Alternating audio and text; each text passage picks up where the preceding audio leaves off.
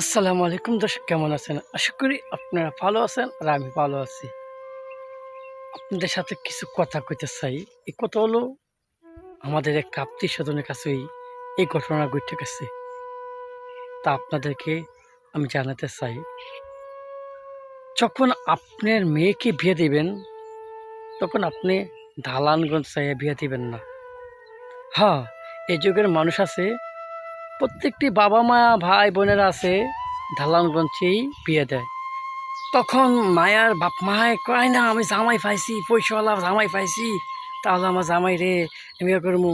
Either কাছে তারপর ইয়ে করতেছে, আরে আপনার জামাই কি বাবা বেছে, না গাঁজা বেছে, না মদ বেছে, না হিরণ বেছে, না এই আদম ব্যবসা বেছে, না দুর্নীতি করে? আপনি তো জানেন না। মনে করছেন কি বাড়িওয়ালা মালিক, পয়সাওয়ালা, 5 তলা 10 তলা বিল্ডিংয়ের মালিক দিয়ে দিলেন। জামাই কি করে আগে দেখতে হইব, 10 জনের কাছে যাচাই করতে হইব। আপনি মেয়েরা যদি বিয়া দিবেন, জামাইটা কি ভালো না খারাপ আগে তো দেখতে হইব। দেখি সে আপনার মেয়েকে বিয়ে দিবেন। এগুলোকে হচ্ছে রেখে আপনি মেয়ের বিয়ে দিলেন, কেউ না জানে না বোঝাইয়া, বাস 5 তলা 10 তলা বিল্ডিংয়ের মালিকের ফ্ল্যাটের কাছে দিলেন, ফ্ল্যাটের কাছে দিলেন, বাস 2 দিন পরে কি অশান্তি হয়? কী হয়েছে?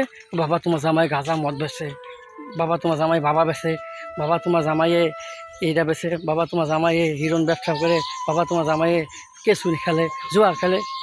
তখন মায়ের ফেরে জ্বালা যন্ত্রণা। মায়া যদি ভালো করতে চায়, তারা আর কি উল্লা বিপদ মায়ের কন্যা মারে ধরে। টাকাওয়ালা পয়সাওয়ালা বাড়ি ঘর হইলেও সবার কথা সুখ জোরে না। আর সুখ এটা হলো একমাত্র আল্লাহ তরফ থেকে।